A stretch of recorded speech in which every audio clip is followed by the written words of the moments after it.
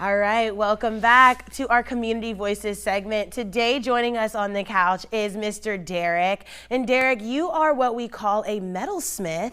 So first, before we get into this line of work, how are you doing this morning? I'm doing great. Thanks for having me on. Of course. Thanks for coming on and sharing this really unique trade with us. So like we said, Derek here, and your last name is Hopp, right, Derek? H-O-P-P. Perfect. So Derek is a metalsmith, and I actually had the pleasure of seeing some of his work firsthand, and I was so amazed by these huge gas lamps he had made for somebody very prominent in Savannah's home, and I just had to have him on the show. I had to showcase what he did. And like we said, you're a metalsmith, so tell us about that work and kind of how you got into this field.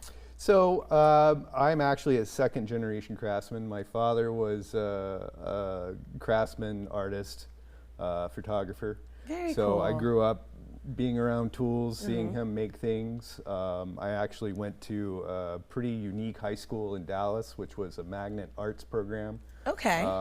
And they had dance, theater, music, and visual arts. So all throughout my high school, I actually graduated high school with what I think is a bachelor's in fine arts. So doing sculpture and ceramics. After that, I actually got a job doing fine art bronze casting. Wow. At a large foundry, doing art and sculptures from artists around the world. And then eventually I kind of decided I liked doing forged metalwork, and that's been my focus for the last 25 years. And so people are probably wondering, why in the world do you have somebody like this on the show, Tyler? But little do you know that all of the things that we see in Savannah, especially when it comes to fences or like the things that we just saw, gates, different things of that nature, it's all done by somebody who is a metalsmith, right? That's right. You know, Charleston has a lot of hubbub about the amount of ironwork that it has, but Savannah has its own influence. It also had an ironworks here locally producing it for a long time. That's no longer around.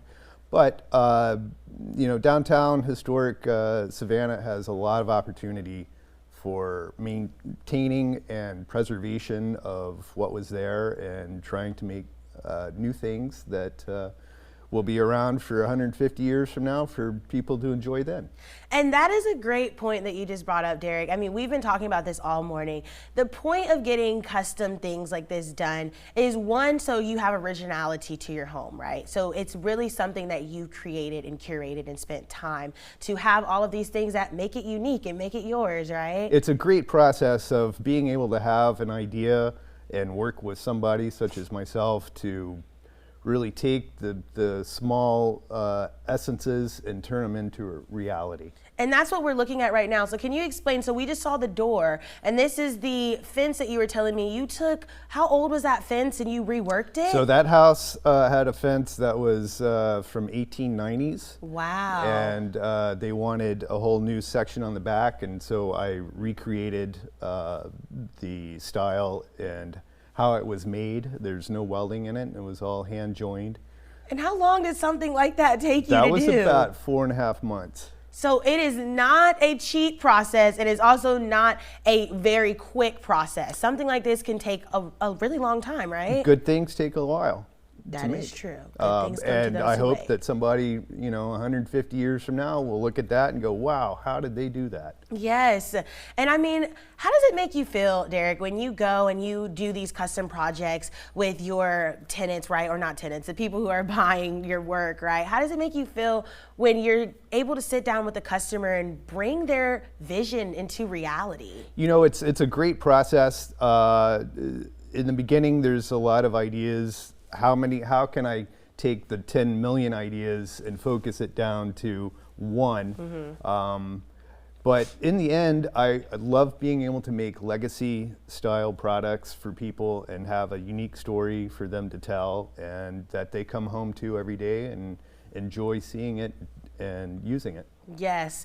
Well, Derek, I cannot wait till I buy my home and you can do all of my custom ironwork. Well, let's talk. Yes. And if people want to get in touch with you, if they have a custom project they're wanting to do, because I feel like you all just need to look at his work. And we're going to have the link to that so you can see just how vast it can really get, right? Because like I said, I saw gas lamps and I didn't even know that you did things like fences or like the gates that we just saw, the mantles in them. I didn't even know you did things like that. Or the bar windows that we saw that you recreated. So there's just so much that, you know, you can do, right? That's from door handles to furniture to gazebos, gates, railings, fireplace screens. There's a lot of different opportunities. Perfect. So if you all heard that correctly, there's a lot of opportunities for you to work with Mr. Derek, okay? Lots of home projects he can help you complete and bring your vision into a reality. So we will have all of his stuff on our not Facebook page, excuse me, y'all. We'll have it on our website. All you gotta do is type in wsav.com/todayweekend. There will be our interview under Community Voices, and Derek will be right there with a link to his social media and a link to his email, so you can email him if you have any custom projects that you're wanting him to help you complete.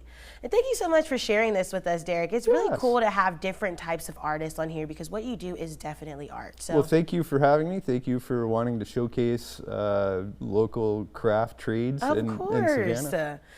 It's what makes Savannah, Savannah, right? That's exactly right. Yes, and on that note, we're gonna come back and we'll